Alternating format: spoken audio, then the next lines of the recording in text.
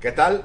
Buenas noches tengan todos ustedes. Bienvenidos a su taller que ustedes lo han hecho, pues, uno de sus favoritos, el taller de historia, con el tema de Juárez y el Imperio. Y antes que nada, pues, un saludo a todos aquellos que me escriben. Les agradezco muchísimo, primeramente a nuestro club, que nos da esta oportunidad. Y pues a todos ustedes, ¿ok? De California, de Atlanta, de Tamaulipas, de Yucatán, hasta de Australia. Ya me han llegado felicitaciones, pero realmente es por ustedes. Les agradezco mucho. Espero que todo les haya ido bien, sobre todo a nuestros amigos de Quintana Roo y de Yucatán, por este paso de este huracán, que al menos a Yucatán no le dio tan duro, pero que de todas maneras hubo muchísima lluvia, y espero que todos estén ustedes muy bien. ¿Okay? Y bien, vamos a empezar hoy con, o mejor dicho, a continuar con nuestro tema que se está poniendo cada vez más emocionante. Alguien me comentó que parece una telenovela, y de hecho lo es. La historia de México es una telenovela porque pasa todo lo que uno no cree que va a pasar. A veces he pensado que la historia de México es algo así como ir al País de las Maravillas, que solo falta Alicia, porque todo lo que pasa acá es a veces hasta ilógico. Y si nos ponemos a ver lo que está pasando, pues como que podríamos tener razón, ¿no? Bien, bueno, vamos a ver hoy el año de 1866, es decir, continuar con el principio del fin, que viene siendo ya el inicio de la debacle del imperio.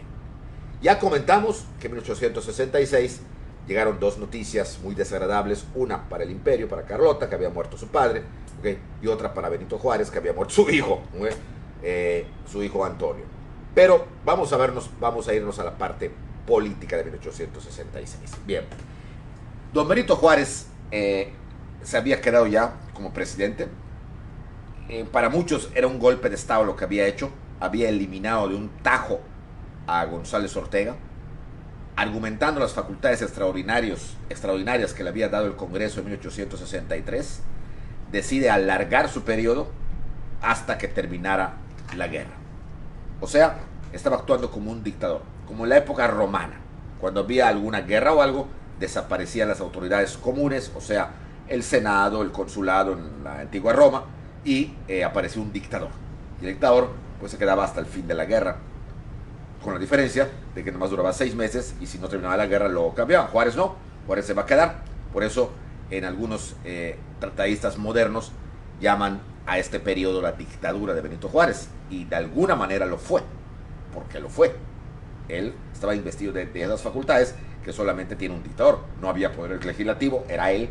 No había poder judicial, era él. Y el poder ejecutivo era él. Por lo tanto, era una dictadura. Pero si bien quizá la legalidad dentro que cabe, o sea, estudiándolo más a fondo, la tendría muy probablemente González Ortega, aquí, como el mismo Juárez dijo, esto en última instancia lo van a definir los militares. Y los militares lo definieron. La suerte, como siempre, le había sonreído a don Benito, y los militares que habían regresado ya de Estados Unidos con armas, con pertrechos, con un montón de cosas, apoyan que don Benito Juárez se quede el tiempo que sea necesario. Y Porfirio Díaz, que se acaba de escapar de Puebla, también se pone a las órdenes de nuevo de Benito Juárez para retomar Oaxaca, que se lo habían arrebatado los franceses el año anterior. Bien, pero llegamos a la parte más importante de este año, de 1866. Estados Unidos cumplía ya un año de haber terminado su guerra civil. ¿Okay? El presidente Andrew Johnson ya se sentía un hombre fuerte. Los confederados estaban totalmente sometidos ya a la Unión Americana otra vez, y Johnson ya podía darse ciertos lujos, como ¿cuáles?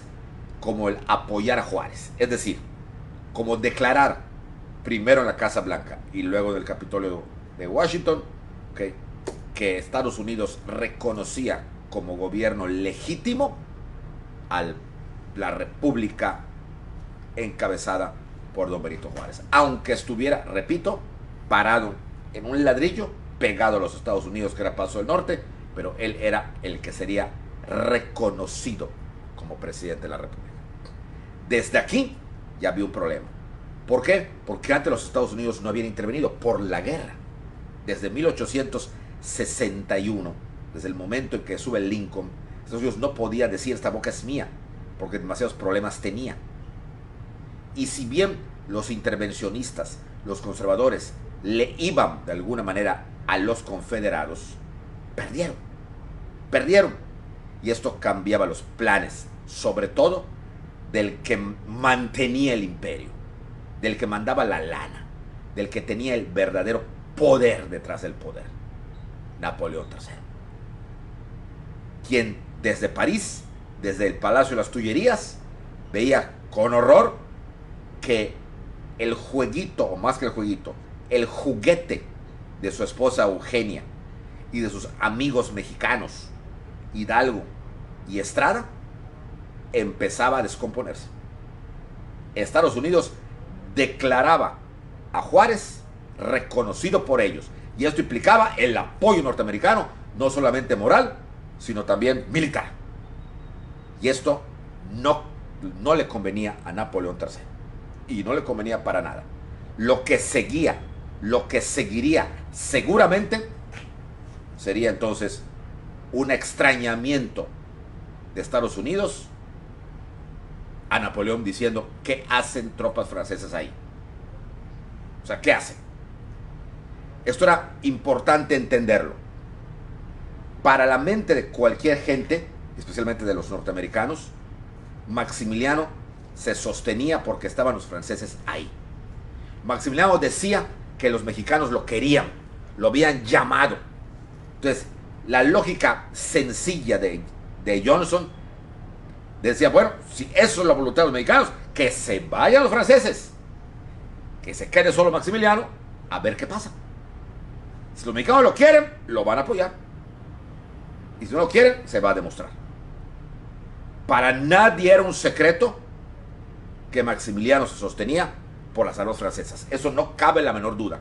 Esa idea de que lo fueron a llamar, cierto, lo fue a llamar un grupo que había sido derrotado, por las buenas o por las malas, pero derrotado, como el Partido Conservador, que además ya no eran tantos, porque estaban viendo que Maximiliano no estaba cumpliendo las expectativas que ellos querían.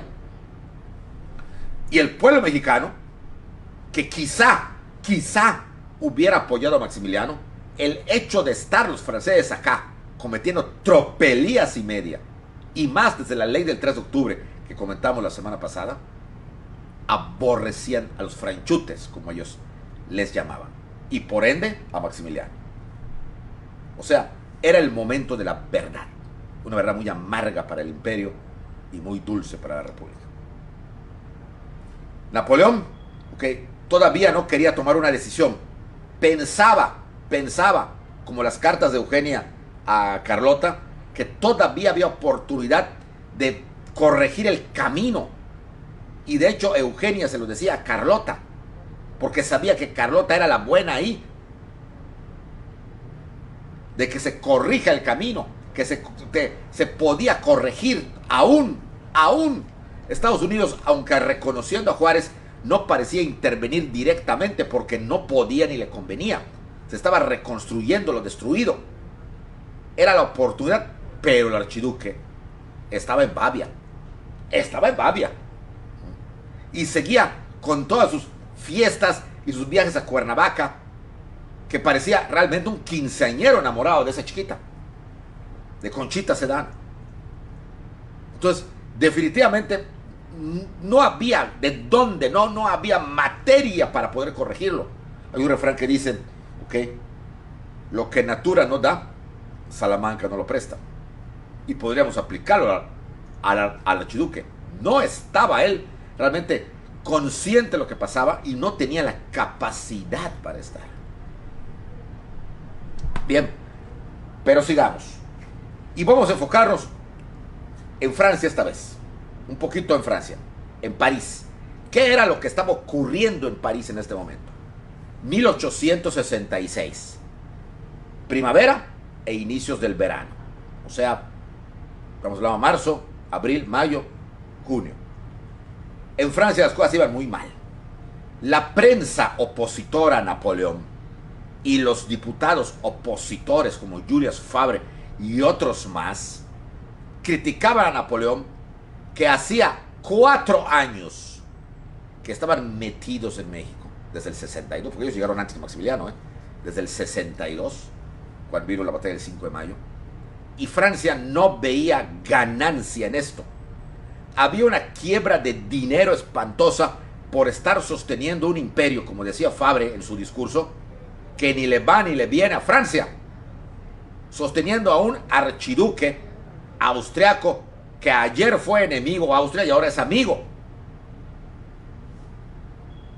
que era claro y evidente para el mundo entero que los mexicanos no lo querían. Había una guerra que la minimizaba Napoleón y a la que le llamaba guerra de guerrillas, y que por eso mandó a la contraguerrilla a Dupont y a Brincourt y a todos esos y al mismo Bazaine. Pero eso era lo que trataba de justificar lo injustificable en Napoleón III. Era una guerra de guerrillas que además ya para 1866 no era tan guerra de guerrillas, porque ya Porfirio Díaz había armado el ejército de Oriente, precisamente en Oaxaca, en que se escapó.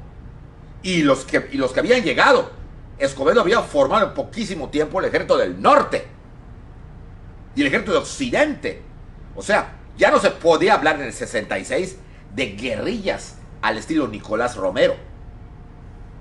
Ya no se podía hablar así, porque ya estaban los militares. Ya los antiguos guerrilleros, como Pedro Méndez en Tamaulipas, que por cierto murió, ya se van juntando al ejército que van formando los verdaderos militares. Luego entonces la cosa estaba favoreciendo para todo caso a Juárez y no a Napoleón. Y todo esto se lo restregaban cuando había sesiones en el Parlamento, algo así como el Congreso para nosotros, a Napoleón. Y la pregunta que se hacían los diputados, que cada vez se unían más a Favre, eran: ¿qué hacemos en México? ¿Qué hacemos en México?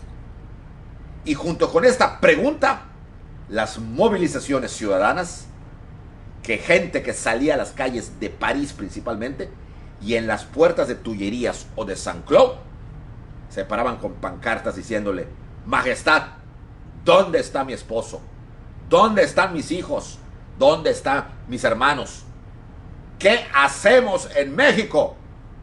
El pueblo francés estaba disgustado porque hacía 4 años que no veía a sus hombres. ¿Dónde estaban los maridos? ¿Dónde estaban los papás?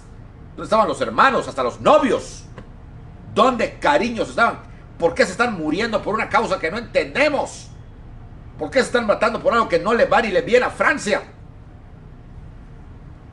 El pueblo que adoraba a Napoleón, puesto que ese mismo pueblo lo había llevado al liderazgo para derrocar 20 años antes, o casi 20, a Luis Felipe, y luego ese mismo pueblo lo había apoyado en el autogolpe de Estado para proclamarse emperador. Ese pueblo ahora lo cuestionaba. ¿Qué hacemos en México? Hay un autor francés de un libro de los pocos que han llegado a México con la biografía muy completita de Napoleón III, que se llama Pierre Ledoux. Este está en español, ya llegó hace es un libro que no creo que lo puedan conseguir, es muy antiguo, tiene como, solamente que lo tengo yo, como 30 años, pero muy completo sobre Napoleón III. Toda su vida tratan de reivindicarlo. Y cuando llegan al capítulo de México, el capítulo se llama México, una locura. Porque eso fue una locura. No tenía por qué meterse Napoleón III. Oyó a su esposa y su esposa oyó a los mexicanos. Y los mexicanos, frustrados y traumados por el triunfo liberal, abanicaron una fanática católica como era Eugenia, que no se encontraba cómoda en Francia, y eso ya lo vimos, y a su vez ella abanica a Napoleón III, que quizá por las super mega infidelidades que le hacía a su esposa con cualquier escoba con faldas, cedió. Y también le convenía, porque en ese momento Estados Unidos iba a tener una guerra y las circunstancias favorecían, pero las cosas habían cambiado. Maximiliano no había amortizado un peso o un franco, como quieran ustedes llamarle, ¿okay?, de la deuda francesa.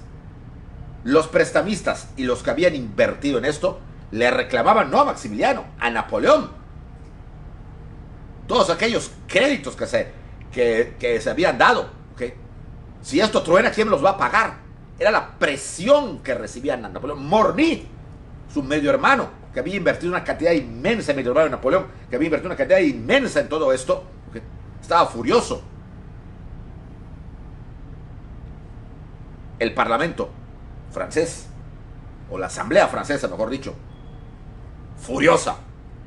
Y Napoleón empieza a perder puntos. No sabía esto de las encuestas, de que ya perdió el 60%, ya perdió el 40%, todavía no había. Pero solo leyendo las cosas vemos que ya no había, y sobre todo, el termómetro era la gente. Diario, la gente salía a tullerías a gritar a Napoleón. No groserías, hay que reconocerlo, nadie escribe que le haya gritado ni que haya lamentado nada, pero sí le decía: ¿dónde están nuestros esposos? ¿Dónde? ¿Dónde? ¿Dónde? ¿Dónde? Queremos que vuelvan. La gente no estaba entendiendo, y no estaba entendiendo por una razón: porque Francia no estaba recibiendo beneficios del imperio. Tenía Napoleón 40,000 soldados franceses en México. No había podido consolidar el imperio Maximiliano, ni él. Y Juárez no había sido capturado. Y para colmo de males, venían los militares reforzados, los mexicanos. Maximiliano no hacía un solo ejército, más que el apoyo de Bazaine. Entonces, todo esto estaba vivo a la cabeza. Ding, ding, ding. O sea, una cosa que ya, o sea, bronca con su pueblo, bronca con la asamblea, quien les decía: cuentas, ¿cuánto está costando este maldito imperio? ¿Cuánto? ¿Y qué beneficio saca Francia de esto? ¿Qué beneficio hay? Al contrario, se han subido impuestos para mantener un ejército, ¿okay?, que no justifica su estancia en un país tan lejano. Si bien en Crimea, en Indochina, donde había estado antes Napoleón, en África, había beneficios, pero aquí no los había. Y el pueblo y la oposición política muy grande y la prensa atacaban a Napoleón. ¡Bam, bam, bam! El pueblo de Napoleón ya no sentía lo duro, sino lo tupido, porque las cosas venían tremendamente, ¿okay? Efectivamente, los informes que le decía Bazaine era, claro que Bazaine echaba toda la culpa a Maximiliano. El archiduque no colabora en nada, no está formando ningún ejército, no está haciendo nada. Y nosotros estamos muriendo gente, porque sí es cierto, ¿eh?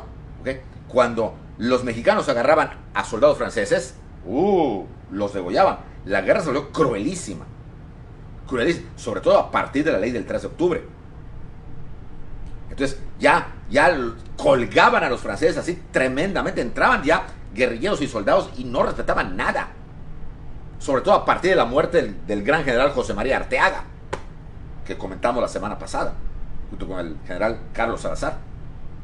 O sea, y esto ya disgustaba tremendamente a Francia en general.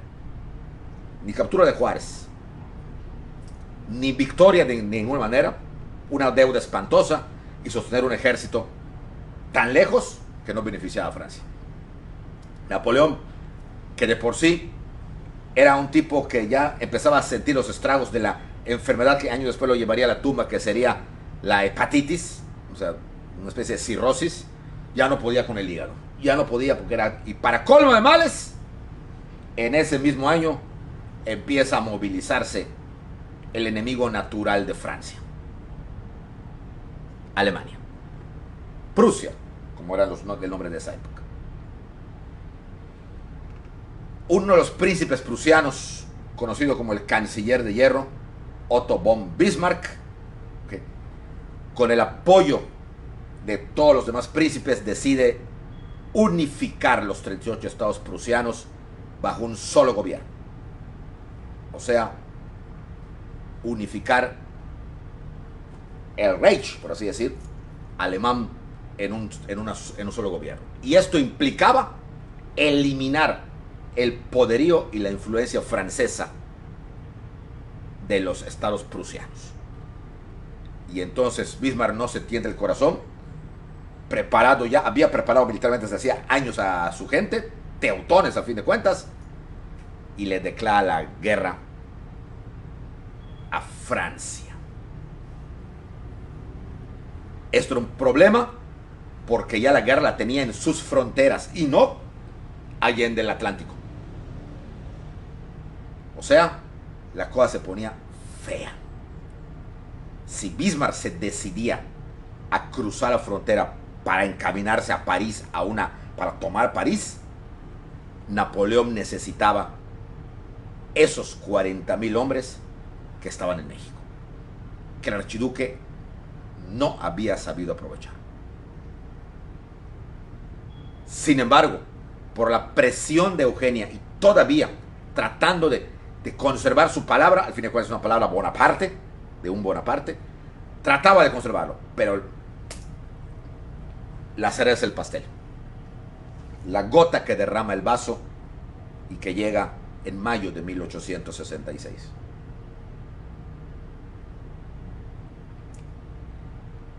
La nota de la Casa Blanca.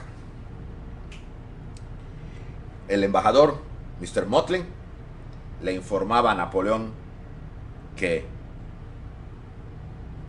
Estados Unidos no solamente apoyaba a Juárez y lo reconocía como presidente, sino que no estaba contento con las tropas francesas en su frontera.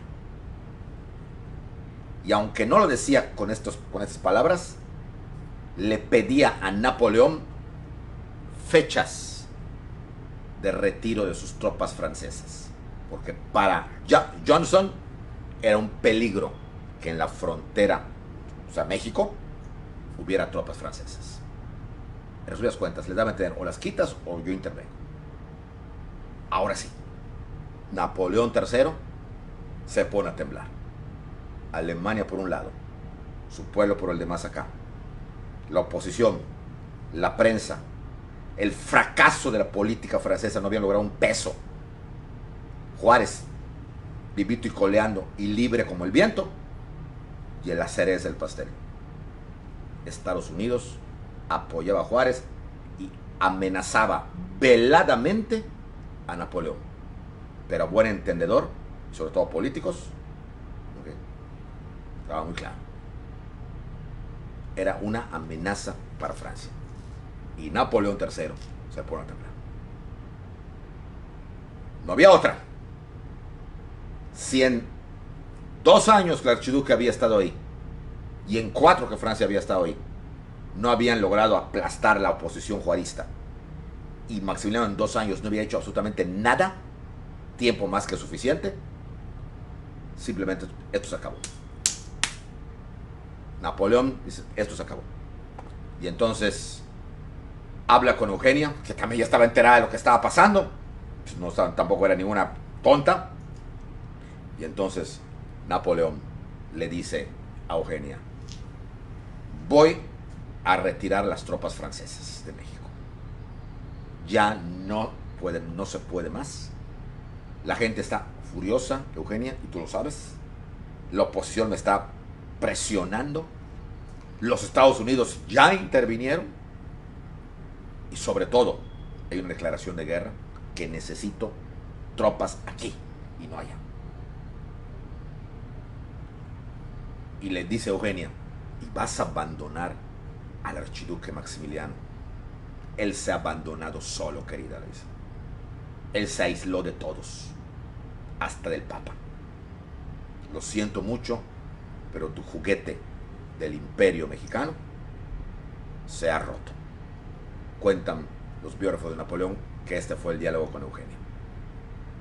Voy a informarle ya que retiro las tropas. De poco en poco, no todas, en primer lugar, porque no pueden venir todas al mismo tiempo. Van a estar retirándose en 4 partes. 2 en este año, del 66, y 2 en el 67. Y lo voy a invitar a que él venga en uno de esos 4 para que sea recibido como emperador en el exilio, sea recibido con honores y con todo. Y Eugenia solo contestó, no va a querer. Va a querer porque no le va a quedar otra. Además, ya está enterado Francisco José y estoy en tratos con él para que se le devuelvan sus derechos de Austria. No tiene caso que se quede. Sin nosotros, es hombre al agua. Tiene que venir. No le queda otra. Y aquí empieza una serie de cosas que se ha derramado mucha tinta. Hay muchos testigos que escribieron, el doctor Bosch, el presidente de San, que nos hablan de todo esto que va a ocurrir. La notificación de la retirada de las tropas francesas le llega a Maximiliano a finales de mayo,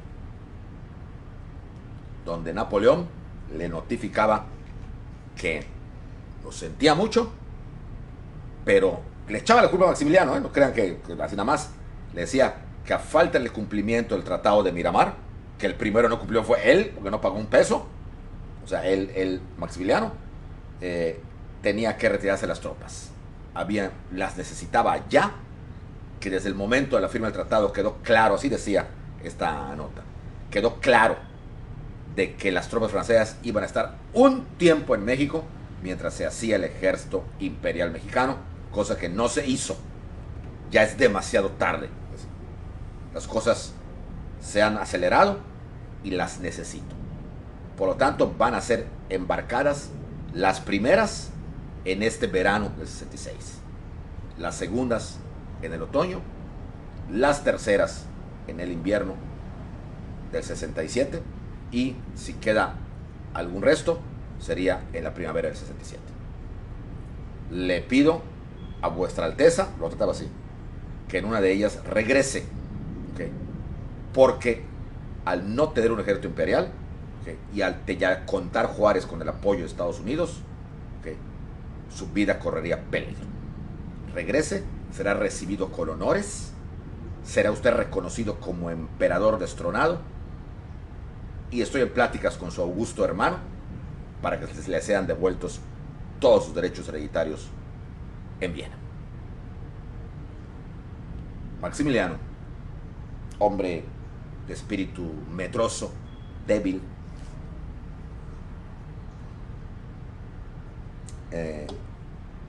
pues efectivamente quizá no sabemos qué habrá pasado por la mente de él.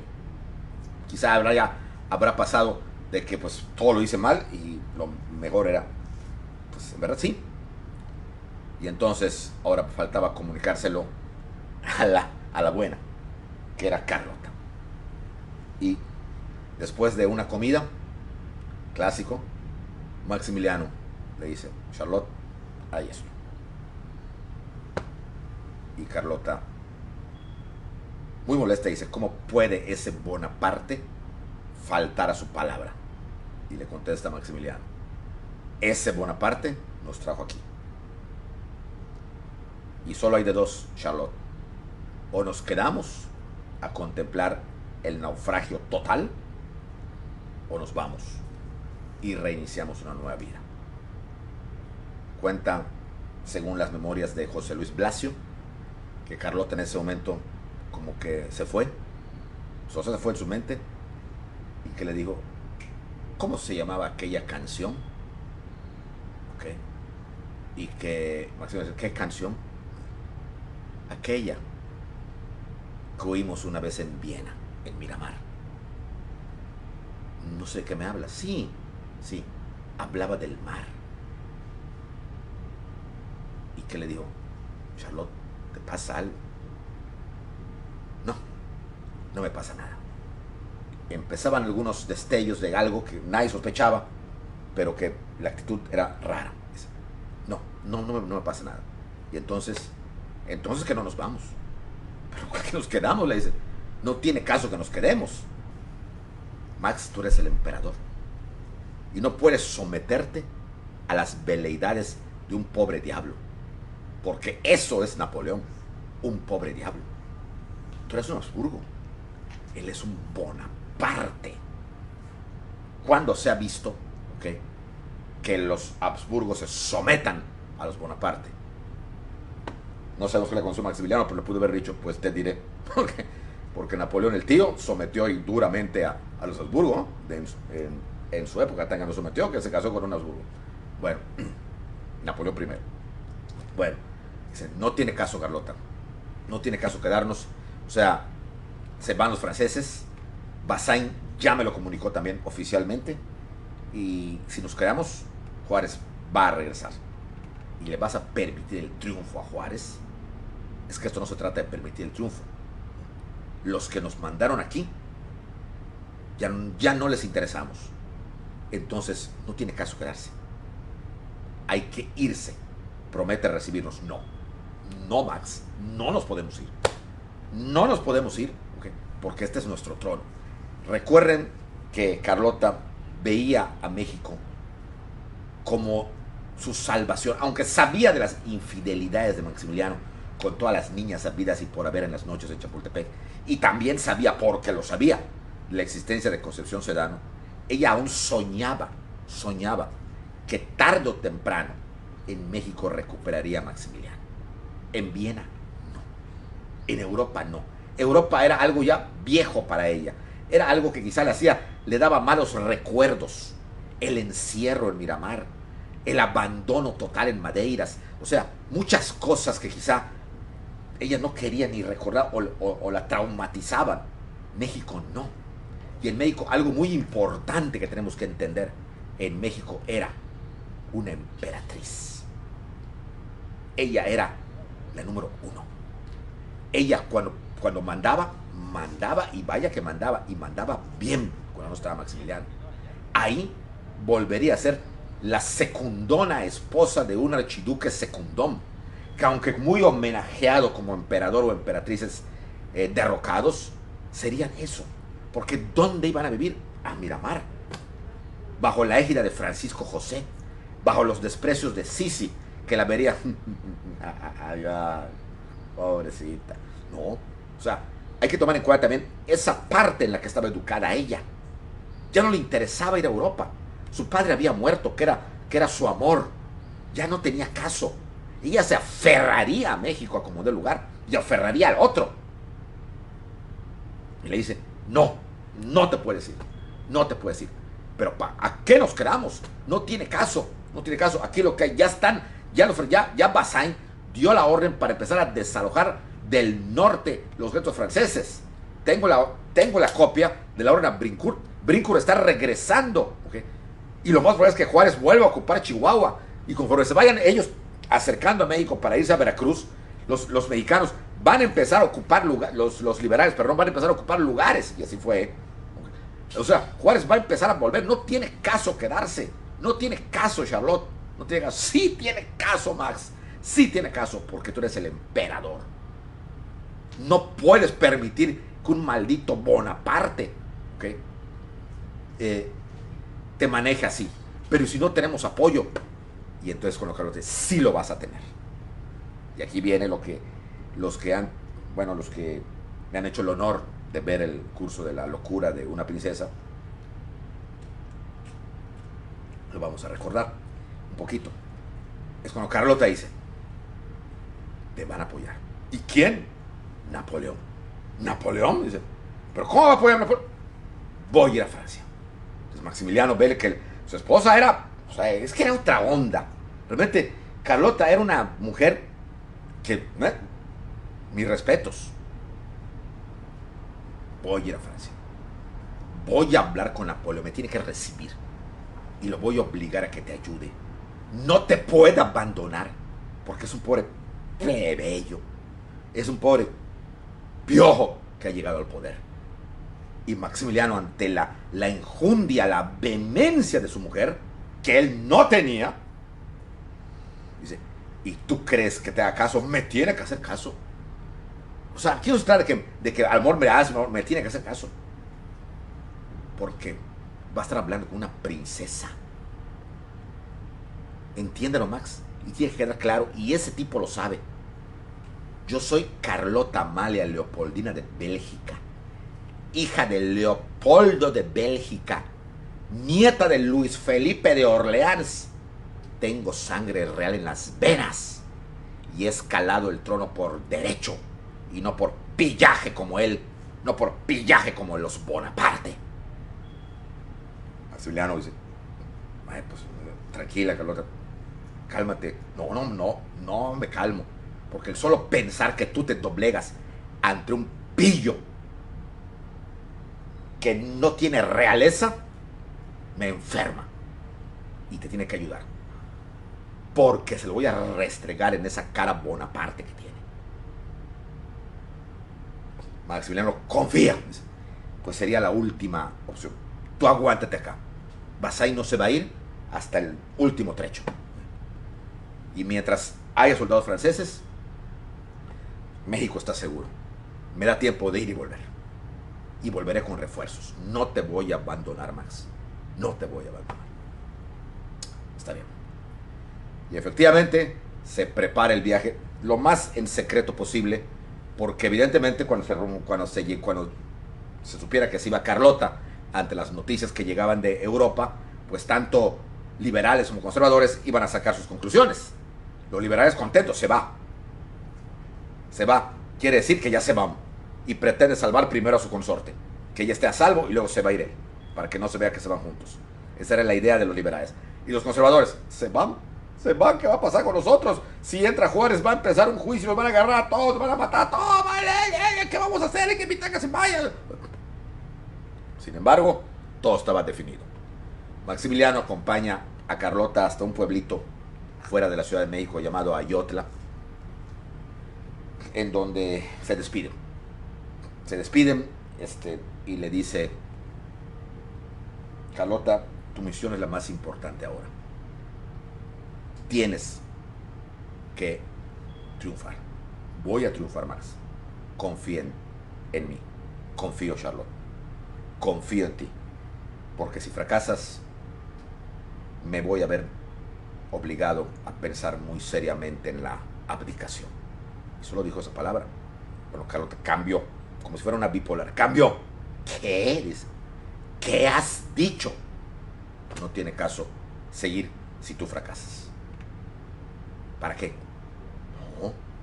El trono de México nos pertenece, Max. Nos pertenece. ¿Y para qué lo vamos a sostener? Tendríamos que derramar sangre para sostenerlos y aún así perderíamos. Pues así hay que bañar a México en sangre. En sangre mala, le dice Carlota. Pero tú eres el emperador. No puedes dudar. No puedes abdicar. Esa palabra no la vuelvas a utilizar. Y aquí viene lo que quizá recordó en su inconsciente o subconsciente, como dice Freud, cuando lo oyó 10 años, 15 años antes, cuando era una niña. Lo que su papá dijo de su abuelo. No más. Un monarca jamás abandona el trono abdicando. Muere en él, pero no lo abandona. Palabras más, palabras menos, que Leopoldo II comentó cuando supo de la abdicación de Luis Felipe, precisamente ante el triunfo republicano de Napoleón III, en 1848. Estamos hablando de 1866. O sea, 18 años antes. La niña Carlota estaba ahí, se sabe, y lo escuchó.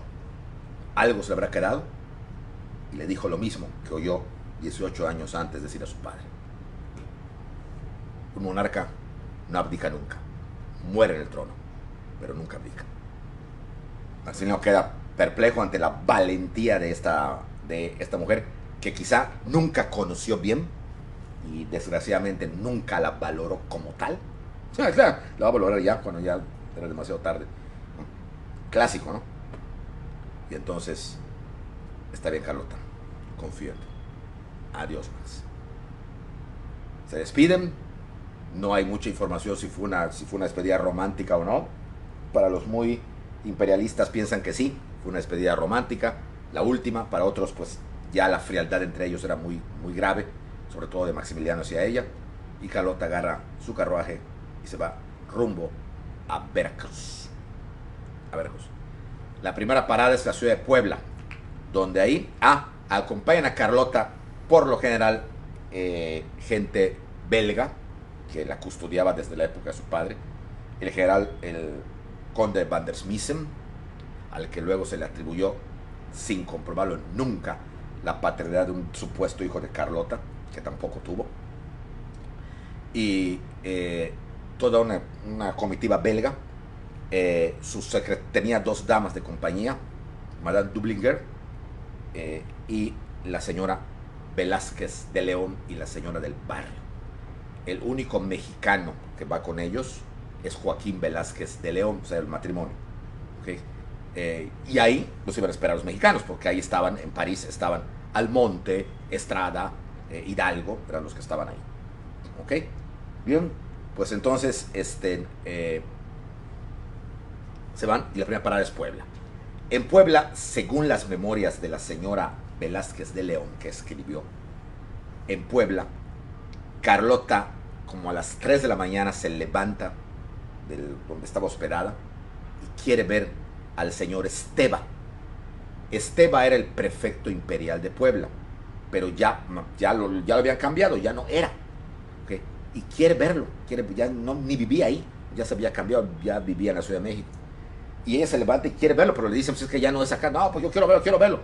Y obligan a entrar a su casa, que estaba abandonada, ya se había cambiado de lugar, y la casa estaba vacía. Y ella dice, es una trampa. Esteva está por acá, me quieren engañar. Y luego se le pasó.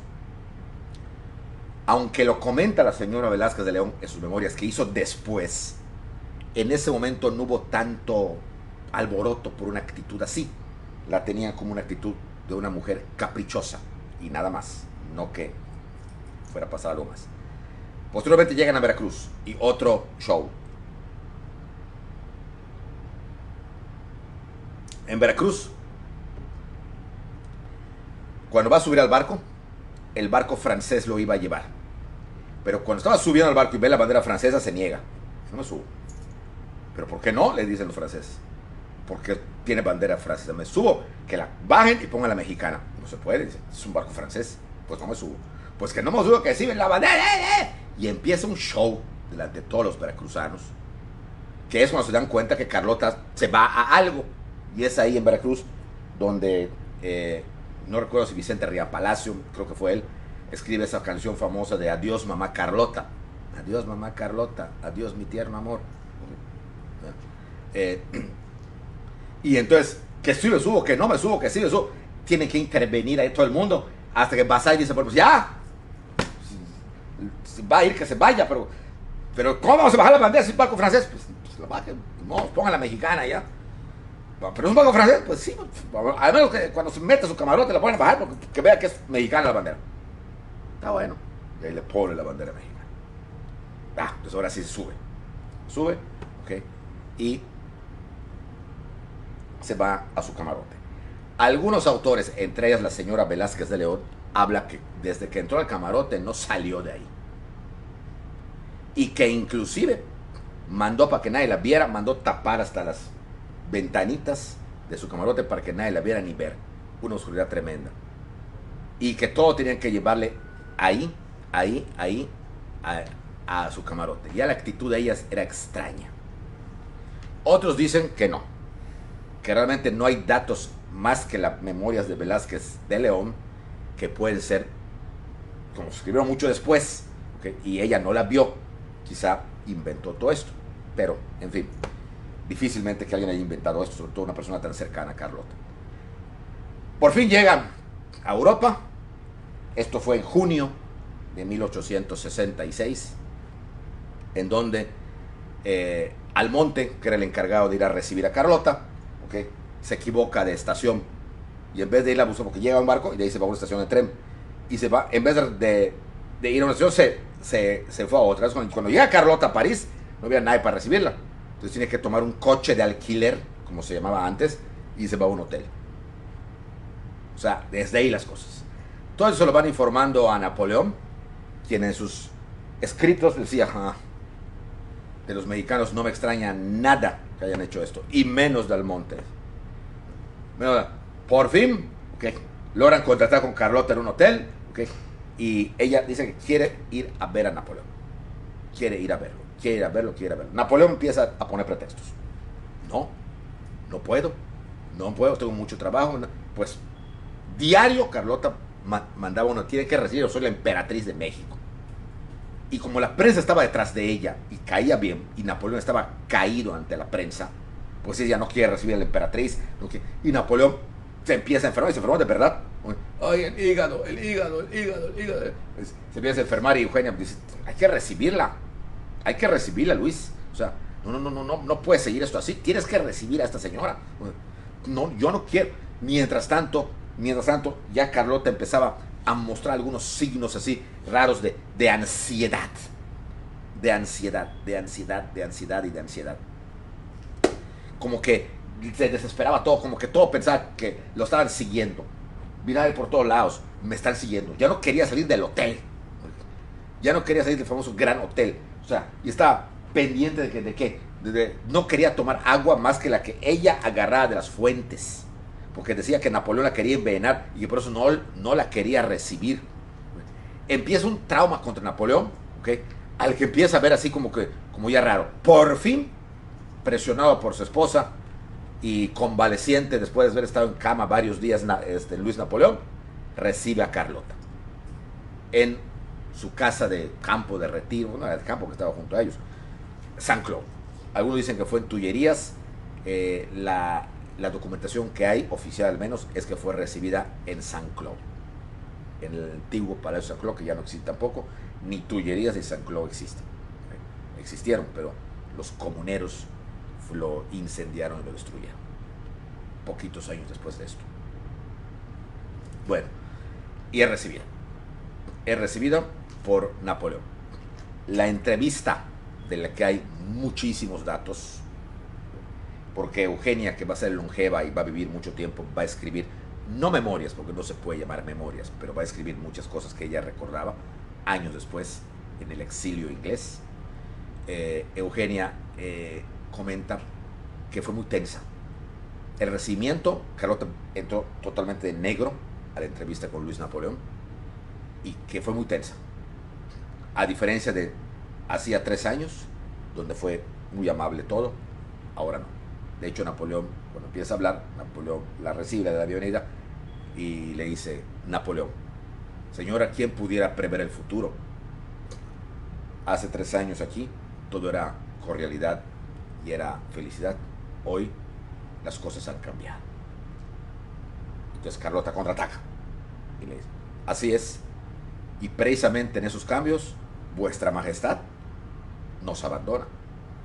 No nos abandona, sino que vuestro augusto esposo pues no ha cumplido con algunos puntos del Tratado de Miramar. Carlota, a la defensiva, que ya se imaginaba una respuesta así, contesta, ¿okay?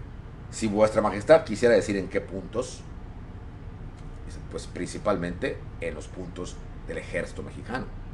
No se ha hecho un ejército. Si hubiera hecho un ejército, no estaría vuestra majestad aquí, ni yo con este pendiente de que el emperador venga, porque no dependería de Francia, sino de un ejército imperial mexicano. Y Carlota contraataca. El mariscal Bazaine, sus oídos, siempre nos ha hostilizado y ha obstaculizado la creación de ese ejército para tener él el poder. Napoleón dice, vuestra majestad me sorprende, porque no son esas ni las instrucciones ni el informe que tengo del mariscal Bazaine. De cualquier manera, señor, le dice, no se ha hecho, no ha sido por culpa del emperador. Simplemente las circunstancias nos han dado la espalda y vengo a suplicar que deje el ejército. No puedo porque la asamblea me está tildando de derrochador. Al menos déjelo un año más, el tiempo suficiente para formar ese ejército. No puedo porque ese ejército debe haberse formado hace 3 años, no ahora. Ya es tarde para ello. Entonces, permita usted que los franceses que se quieran quedar, que se queden como soldados del emperador. Lo pueden hacer si quieren, pero perderían su calidad de franceses. Y entonces eso sería una gran injusticia. Señora, okay, usted no sabe los padecimientos que yo he pasado aquí, con Alemania, con mi pueblo. Pues Carlota se molesta. Hablemos claro, Vuestra Majestad. Usted no quiere comprometerse con los Estados Unidos. Ponemos sus ojos, su barbita aquí, su bigote así. Pues pudiera ser. Si Vuestra Majestad, usted, señora, estuviera en el trono de Francia, no actuaría igual. Carlota con una precisión dice: yo nunca comprometería mi honor por una cuestión diplomática. Entonces, hombre, se siente agredido. Señora, ¿debo entender eso como una ofensa? Como queráis, le dice. Francia, Estados Unidos y todo el mundo lo sabe. Tenéis miedo. Miedo. Señora, ante vuestra violencia, no me queda sino retirarme. Se para, no es para Carlota. Lo tenía como un bulto y saca. Antes de retirarse, mire las cartas que usted le mandaba a mi marido. Y vea, les tenía subrayadas, su firma. Nunca lo voy a abandonar, ni en las peores circunstancias. Napoleón palidece. Sentía que ya el hígado se le iba a estallar. Es usted un traidor, un cobarde, y tenía que ser un Bonaparte.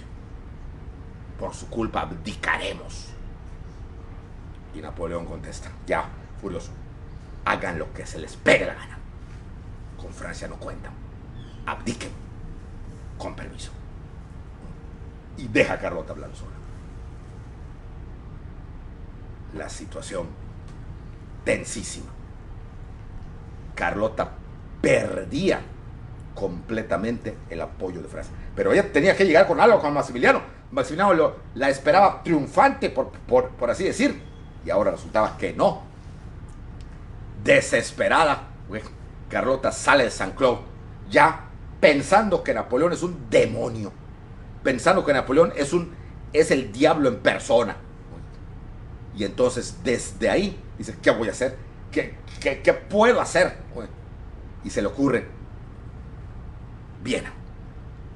Al fin de cuentas era su familia política, era la sangre de Maximiliano. No lo pudieron abandonar.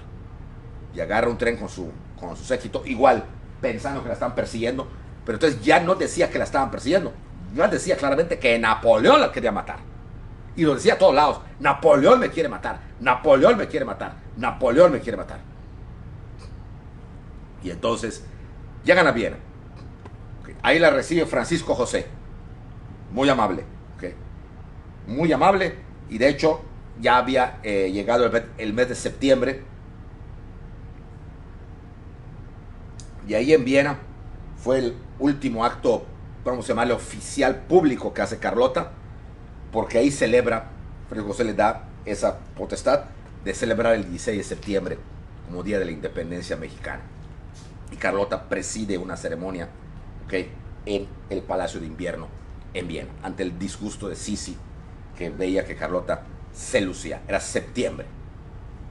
Pero cuando Carlota le pide a Francisco José la ayuda para su hermano, José dice: mira, pensaba yo ayudar y mandar a un contingente austriaco, pero he aquí la nota del presidente Johnson. Yo tengo muy buenas relaciones con él y él me dice que si yo mando a austriacos podría cortar relaciones con nosotros. Pero eso es política. Francisco José le decía: tu hermano te necesita, que vuelva, que vuelva. Ya pacté con Napoleón, dar marcha atrás a los tratados de familia, y que él vuelva a ser archivo, pero que vuelva. Pero soldados no va a tener. Pero no puedes hacerme esto. Lo siento mucho. Yo veo por Viena. Él se fue porque quiso. Lo siento mucho. Carlota, desesperada, entonces le escribe a su hermano, a Leopoldo II. El papá ya había muerto. Y el hermano le contesta secamente. Leopoldo II era un mentecato. Y se va a demostrar más durante toda la historia, ¿no? Fue el famoso genocida del Congo belga años después. Y le va a robar todo el dinero a Carlota mientras estuvo ella ya enajenada, ¿no? O sea, un mentecato. Inclusive mal padre, maltrató a sus 3 hijas, en fin. muy diferente a su padre. Y Leopoldo le dice, no, no puedo. Demasiado he hecho sosteniendo y pagando los 2000 hombres que papá te dio como escolta personal, que son demasiados. Y no te he quitado uno solo. No puedo hacer nada. Y cuenta que Carlota le mandó un mensaje donde le dice, tienes que ayudarme. ¿Okay? Si papá estuviera en tu lugar, no me abandonaría. Y que le contesta terriblemente, lo has dicho, hermanita, sí, papá, pero yo no soy papá. Él ya no está. Y yo no te puedo ayudar como quieres. La desesperación cunde con esta mujer. Su último recurso, el Papa. Toda Europa era católica.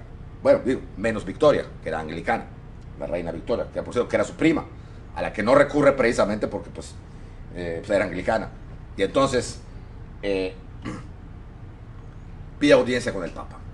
Piensa ella que si el Papa dice que sí, ordenará a cualquier rey que ayude a Maximiliano, so pena de irse al infierno.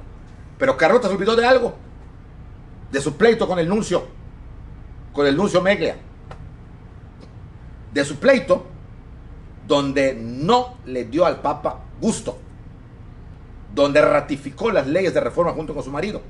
O sea que estaban mal parados con el Papa y ella más. Y el Papa la hace esperar, ella viaja a Roma. Y en Roma es cuando empieza a demostrar ya algo terrible. Iba a la fuente Trevi, bebía agua. Empieza a comprar y a llevar a su hotel gallinas. Porque ella ya no quería comer nada, más que se sentaba, así como aquí, se sentaba frente a la gallina, observaba la gallina. Y hasta que obaba la gallina, agarraba el huevo de la gallina, recién, y lo comía. Porque decía que todo lo demás la querían envenenar por órdenes de Napoleón. Carlota estaba enfermándose gruesamente. Hasta que por fin, en octubre, el Papa le concede audiencia. Pío IX se dignaba a recibirlo. Pero esta audiencia y lo que viene después, lo veremos la próxima semana. Pues muchas gracias, muy buenas noches.